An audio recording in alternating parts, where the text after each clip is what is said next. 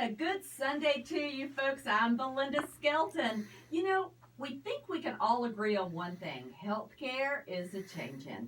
The time you spend with your doctor is less, but we seem to be paying a lot more for that precious time. Now, there's a fairly new level of medicine that's emerged called Concierge Medicine. Dr. Cox, friend of the Atlanta Living Show with Oculus Longevity, is here to tell you if this is a good option for you. Now, Dr. Cox, it's like bringing small town medicine to the big city. Yes. There's so much pressure on healthcare right now, and the statistics tell us that the average doctor visit now lasts less than 15 minutes. There are at least 5 subjects that need to be covered during that time.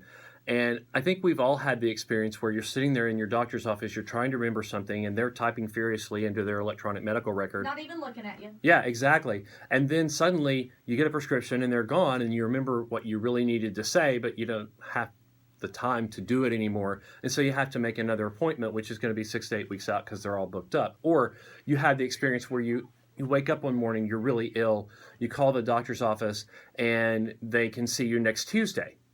Oh, I've had that where I had pneumonia and the first available sick visit was a week and a half out. And I said, I'm not going to make it that long. Yeah, and that's the thing, and then you go to an urgent care center or you go to the emergency room or whatever, but the care becomes fractured. You aren't, you aren't getting the care from your primary care physician, who should be your go-to guy. And that's what I always thought it was going to be when I went to medical school, that I would be building relationships with people so that I could be their educator, I could be their facilitator. We would be helping them learn how to be healthier so that every day is your best day and every year is your best year. And I found myself in this rat race where I had to see 14 people before lunch just to make ends meet. And I can't make a difference in someone's life in 15 minutes. And that's what, to me, medicine's about. And so if I couldn't do that, I had to find another way. So my personal doctor left to become a concierge doctor. My husband's did the same. Mm-hmm. And the way I understand it is that you pay a flat rate mm-hmm. for the year. And what that gets you is just a one-on-one personal relationship, lots of extra time. You get their cell phone number. It's like I have my own personal doctor at my beck and call whenever I need them. Yeah, I actually did the same thing. I left my practice that I started 6 weeks after I graduated from residency, all on my own. I was a sole primary care physician for 13 years, and I closed that practice down to do what I do now, because I didn't feel like I was making a difference in people's lives. Now, there's a lot of models for what we call concierge medicine. You could also call it direct primary care. That's another way to think about it. But what we're really talking about is giving ourselves the time and the space to be available for our patients in the way that we always thought that we would.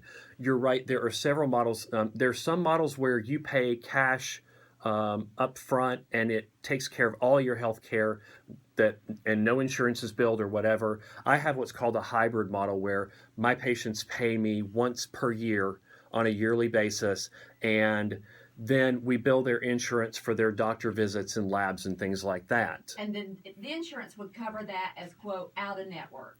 Yeah, it depends. I'm lucky enough that in my practice we have a service that credentials us for all of our insurances. So honestly, I don't even know all the plans that I'm credentialed in, or if I'm in network or out of network. Usually I'm out of network on HMOs or not credentialed on HMOs, because part of being a primary care physician with an HMO means you must accept assignment of patients. Okay. And so as a direct care provider or a concierge physician, obviously that doesn't work for me. Mm-hmm. But, it's been a revelation. I used to see 14 people before lunch, and now... I can't believe that. What amount of time would that allow you to spend with them? Less than 15 minutes. That's crazy. That'd be long enough for me to introduce myself. Exactly. And so now the busiest day I've had in the past 3 years, I saw 17 people in that one day. Yeah. And that was too many. It was, I looked at my assistant, Laura, and I said, We're not going to do that again. Yeah, bring your microphone up just a little bit. Okay, Okay. gotcha. So now when you come to blood work and test and things like that, that can be submitted to insurance, right? Sure, and it is. And what's great about that too, though, is that there's so much new medical evidence coming out about things, about genetics, about new risk for, say, cardiovascular disease or new risk for diabetes. We can detect risk for these problems, which are two of the major killers in the U.S., 10 or 15 years before there's an actual problem now. And so when most people go to get their physical, all that we're looking at, it's basic lab work that says you're not sick yet. What we're doing now with our patients is we're actually able to tell them, look, these are your risk factors. You're at risk for having an issue with diabetes 5 or 10 years down the road. Let's fix that now. Wow, that is tremendous. Folks, if you have a question for Dr. Cox about trends in healthcare or questions about the concierge service, please give us a call. 404-872-0750. That number is 404-872-0750. Now, Dr. Cox, this change in thinking about healthcare and thinking about how you're going to see your doctor is a change in paradigm, because people are thinking, well, why should I do that? I have insurance. I should only pay $25 for my copay. But I'm in my mind, as I'm flushing this out, I'm getting a lot more for my money and a lot less hassle if I go the concierge route with a particular doctor, because first of all, I get to see you generally on my terms when I'm sick and when I need Right. you. And you're going to be able to spend the time to see me and know my healthcare needs. Yeah. So the way my office works, it's really fun now. We don't have an appointment that lasts for less than half an hour, and for your yearly health assessment, your quote unquote physical, we do a panel of labs. It's about 11 pages long. Oh God. And we sit down for an hour and we talk about those results, and we'll compare them to last year and the year before, or whatever, what we're doing. And the really cool thing is that my patients, all my patients have my cell phone number. They can call me anytime. Yes, they can call me anytime, and they do. They'll text with me. They'll email me about something that they heard and want to know, hey, I heard vitamin D is really good now. What do you think about that?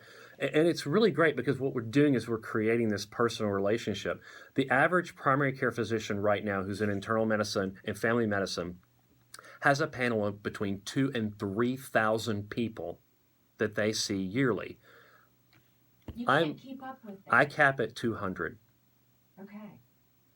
That makes a tremendous, you can really keep track of a person. Yes. And know them intimately and know their health care needs. Yes. And I would assume that you take charge, say someone comes in and they're going to need several things done healthcare wise, surgeries.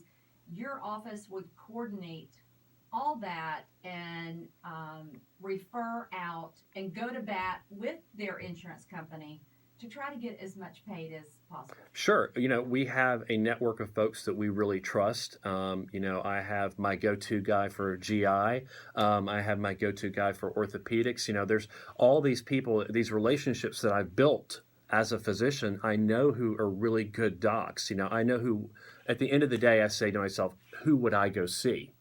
And those are the people that I refer my patients to, because I know and trust them. And it's really interesting. One of the strangest things that's been happening to me lately is that it's really hard sometimes to get notes back from other physicians. And I think that a lot of times, at this point, I think some docs don't think primary care physicians keep up with their patients anymore, because it's almost impossible. And so sending records over, sending the records over, it's like, oh, you really do want that? Yeah, I do. But I would assume if they can only spend 15 minutes per patient and their assistant and office staff is trying to keep up with that doctor too, when can they get all this done? That is, and I would. It's insane. It's scary is what it is. Yes. Okay, let's go to the phone lines, Dr. Cox. Thomas in Athens, you're on WSB. How are you this Sunday? Oh, I know. Y'all had a lot of rain. How many inches, Thomas, did you have?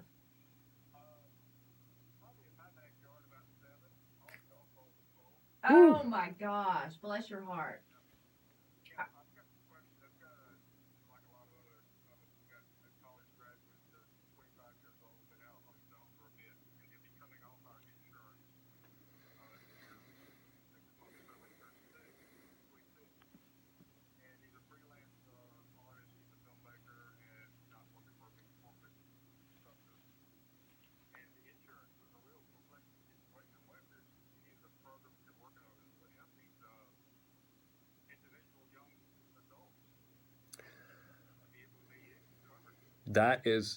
That's a great question.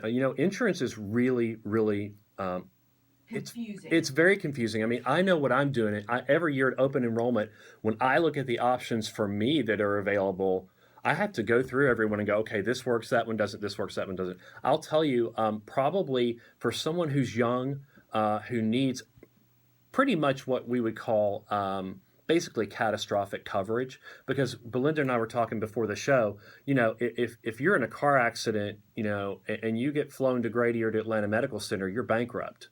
Okay, by the time that helicopter lands. If you don't have insurance. Yeah, if you don't have insurance. So I would honestly look at the government programs, the quote unquote Obamacare programs. There are a lot of really affordable, high deductible insurance policies. That's the best you're going to do for somebody who's young, because they're probably not going to need it very often. And it's just good to know that you have catastrophic coverage if you need it. That's probably going to be the best source.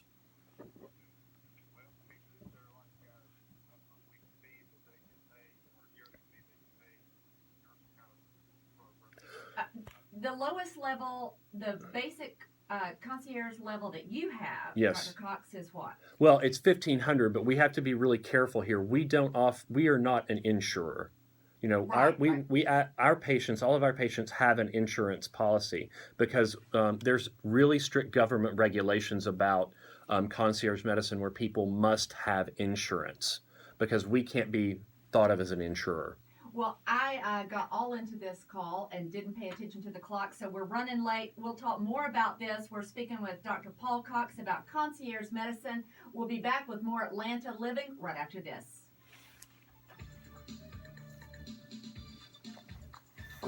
I didn't get what he